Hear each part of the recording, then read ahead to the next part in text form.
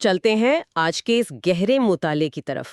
آج کا ہمارا یہ تفصیلی تجزیہ عموماً ایک انتہائی دلچسپ موضوع پر ہے، جس کی بنیاد mirror of the people 6 centuries of English literature کے شاندار اقتباسات پر رکھی گئی ہے۔ بالکل۔ اور آج کا ہمارا جو مقصد ہے وہ یہ سمجھنا ہے کہ ادب یعنی لٹریچر صرف دھول چاٹتی پرانی کتابوں یا کچھ دانشوروں کے تجربوں کا مجموعہ نہیں ہے۔ ہاں، اصل میں یہ معاشرے کا ایک انتہائی گہرا اور سچا سماجی آئینہ ہے۔ تو آج ہم جو سفر شروع کرنے والے ہیں وہ 14ویں صدی کے جاگیردارانہ دور کی کیچڑ اور طاعون سے شروع ہو کر 19ویں صدی کے صنعتی انقلاب کے دھوئیں اور فیکٹریوں تک جائے گا۔ ایگزیکٹلی ہم یہ کھوج لگائیں گے کہ کس طرح صدیاں گزرنے کے ساتھ ادب آسمانوں کی بلندیوں اور شاہی درباروں سے نکل کر عام گلیوں، شور مچاتے کافی ہاؤسز اور پسینہ بہاتے مزدوروں تک پہنچا۔ یہ سفر اس لحاظ سے بھی بہت اہم ہے کہ اگر اس کو تاریخی ارتقاء کی بڑی تصویر سے جوڑ کر دیکھا جائے تو سمجھ آتا ہے کہ جب معاشرہ مکمل طور پر جاگیردارانہ نظام اور بادشاہت کی گرفت میں تھا تو ادب میں ہمیں صرف عظیم ہیروز، دیوتاؤں اور ایک طے شدہ آسمانی نظام کا ذکر ملتا تھا۔ عام انسان کی کہانی وہاں غائب تھی۔ صحیح کہا۔ لیکن جیسے جیسے ہم قرون وسطیٰ کی تاریخی سے نکل کر نشاط الثانیہ اور پھر روشن خیالی کے دور میں قدم رکھتے ہیں، وہ پرانا ڈھانچہ ٹوٹنے لگتا ہے۔ عالمی تجارت کے عروج اور سائنسی انقلاب کی بدولت ایک نیا اور پڑھا لکھا متوسط طبقہ پیدا ہوا۔ اور یہی وہ وقت تھا جب ادب نے عام انسان کی معاشی اور اخلاقی بقا کی کشمکش کو اپنا موضوع بنایا۔ یہ بات واقعی سوچنے پر مجبور کر دیتی ہے کہ انسانوں نے اپنے حالات کو کیسے لفظوں میں ڈھالا۔ بالکل۔ تو چلتے ہیں سب سے پہلے اس دور میں جہاں سے یہ سب بدلنا شروع ہوا۔ میرا مطلب ہے 1340 سے 1400 کا عرصہ، جسے ہم جوفری چوسر کا دور بھی کہتے ہیں۔ ہاں، یہ کوئی عام وقت نہیں تھا۔ 14ویں صدی کے آخر میں بلیک ڈیتھ یعنی طاعون کی خوفناک وبا نے پورے انگلینڈ کو اپنی لپیٹ میں لے لیا تھا۔ اور یہ یاد رکھنے کی بات ہے کہ یہ کوئی چھوٹی وبا نہیں تھی، اس نے انگلینڈ کی 30 سے 50% آبادی کا صفایا کر دیا تھا۔ ذرا تصور کریں، آدھی آبادی کا اچانک ختم ہو جانا، ظاہر ہے اس نے معاشرے کی بنیادیں ہلا کر رکھ دی ہوں گی۔ یقیناً اتنے بڑے پیمانے پر ہونے والی اموات نے معاشرے کا پورا نقشہ ہی بدل دیا۔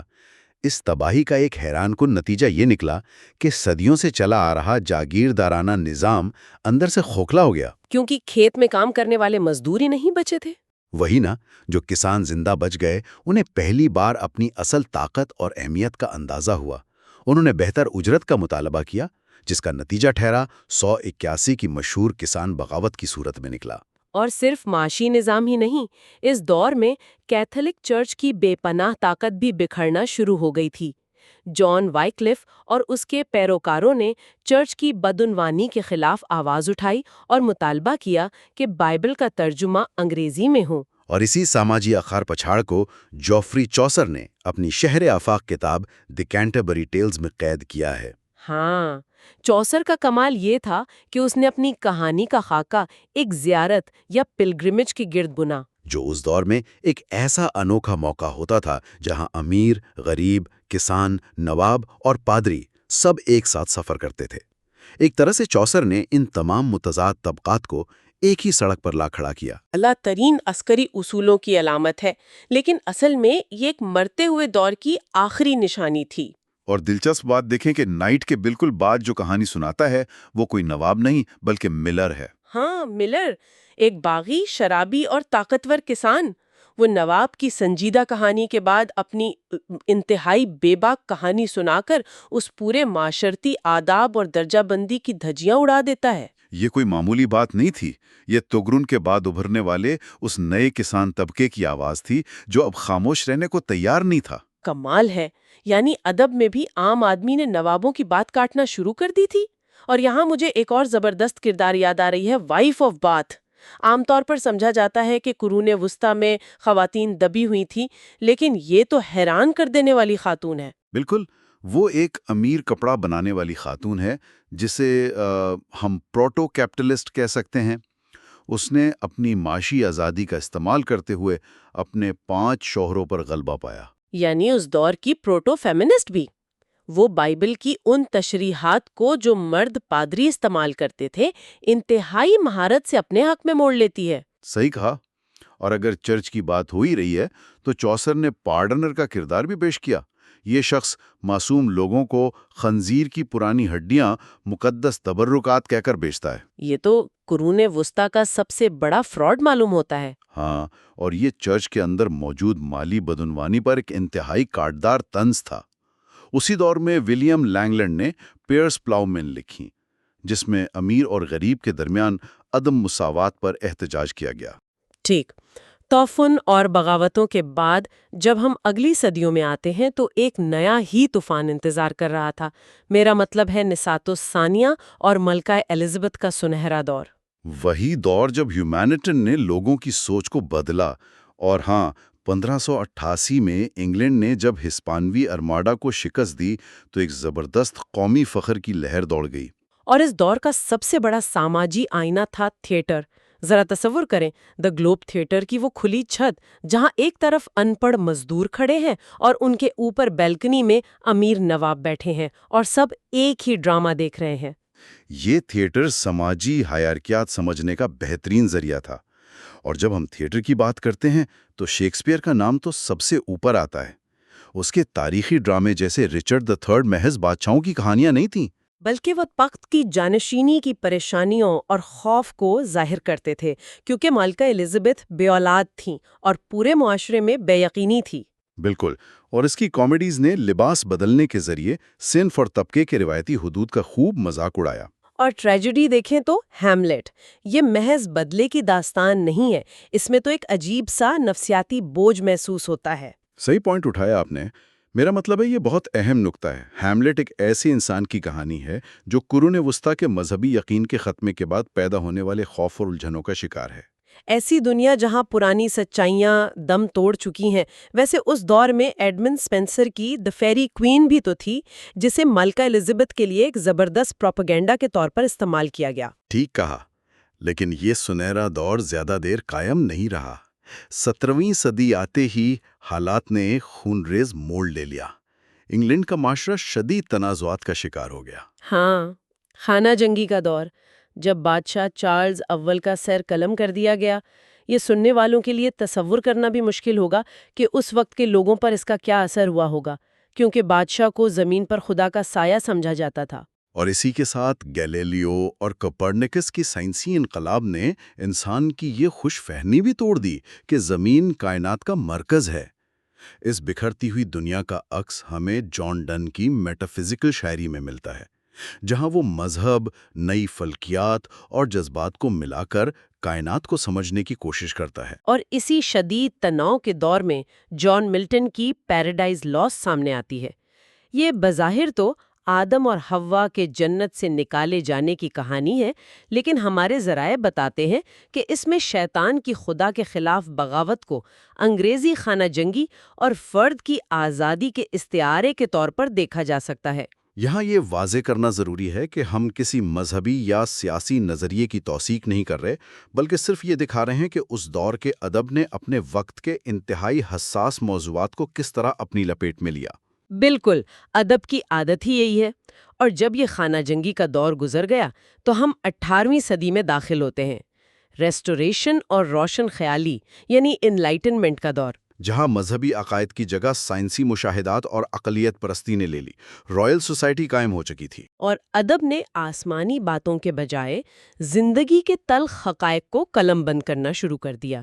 سیموئل پیپس کی ڈائری اس کی بڑی مثال ہے، جہاں اس نے طاعون اور لندن کی عظیم آگ کے خوفناک حالات کو بغیر کسی رومانیت کے درج کیا۔ اور وہاں ایفرا بین کا ذکر بھی ضروری ہے، جو پہلی پیشہ ور خاتون مصنفہ بن کر ابھریں اور نو آبادیاتی نظام، جسے کولونیل سسٹم کہتے ہیں، اس پر سوالات اٹھائے۔ ایک اور کمال کی تبدیلی یہ آئی کہ دانشورانہ باتیں اب صرف شاہی درباروں تک محدود نہیں رہیں۔ کافی ہاؤسز کا کلچر عام ہو گیا۔ سوچا جائے تو کیا یہ 18ویں صدی کا سوشل میڈیا نہیں تھا؟ بالکل تھا، جہاں پڑھا لکھا متوسط طبقہ کافی کے ساتھ اخبارات پڑھتا اور ملکی سیاست پر بحث کرتا تھا۔ اس نئے معاشرے نے ادب کی دو نئی شکلوں کو جنم دیا، ایک طنز یعنی سیٹائر اور دوسرا ناول۔ طنز کے حوالے سے الیگزینڈر پوپ کی دی ریپ آف دی لاک حیرت انگیز تحریر ہے۔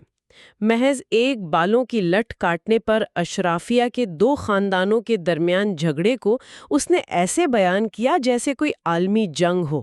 ان امیروں کے غرور کا شاندار مذاق تھا وہ۔ اور پھر جوناتھن سوئفٹ کی گلیورز ٹریولز، جو بظاہر بچوں کی کہانی لگتی ہے لیکن اصل میں وہ انسانی غرور اور برطانوی سیاست پر ایک زہریلا طنز ہے۔ اور سوال یہ پیدا ہوتا ہے کہ ناول کیوں ایجاد ہوا؟ اس کی وجہ شاید بہت سادی تھی۔ نئے متوسط طبقے کو اب دیوتاؤں کی کہانیاں نہیں چاہیے تھیں، انہیں اپنے جیسے عام انسانوں کی کہانیاں چاہیے تھیں۔ ٹھیک۔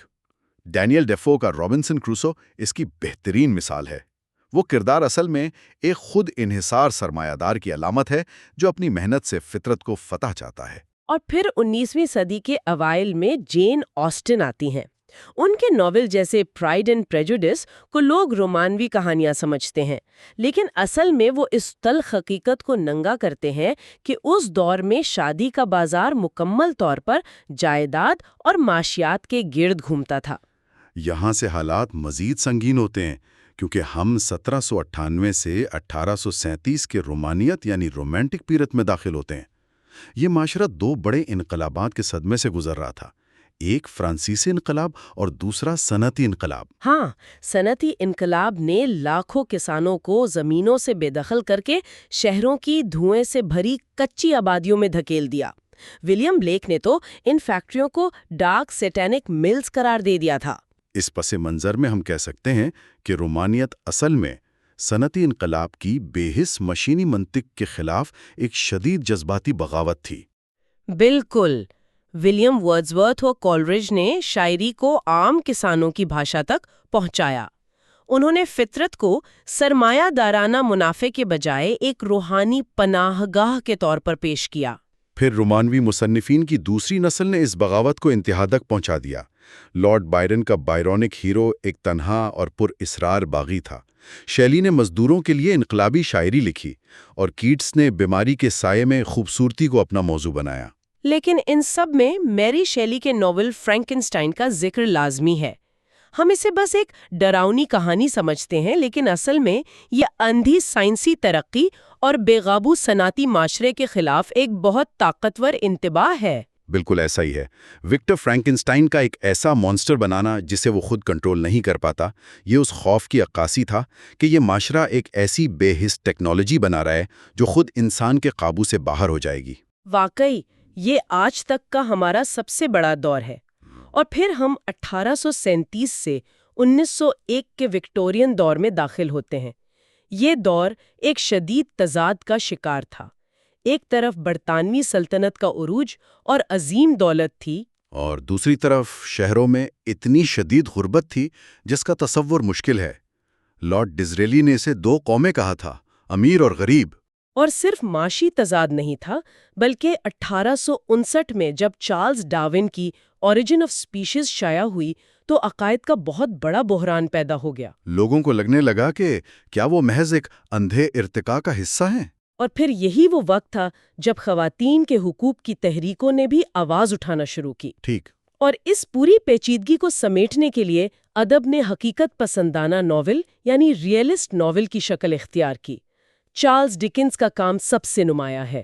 اولیور ٹویسٹ اور ہارڈ ٹائمز ان کی وہ کتابیں ہیں جنہوں نے معاشرے کے ضمیر کو جھنجھوڑا۔ ہارڈ ٹائمز میں خصوصاً دکھایا گیا کہ فیکٹریوں میں انسانوں کو محض معاشی ڈیٹا یا ہینڈز یعنی ہاتھ سمجھا جاتا تھا۔ ایک دم ٹھیک۔ اور اسی دور میں خواتین کی ان آوازوں نے ابھرنا شروع کیا جنہیں صدیوں سے دبایا گیا تھا۔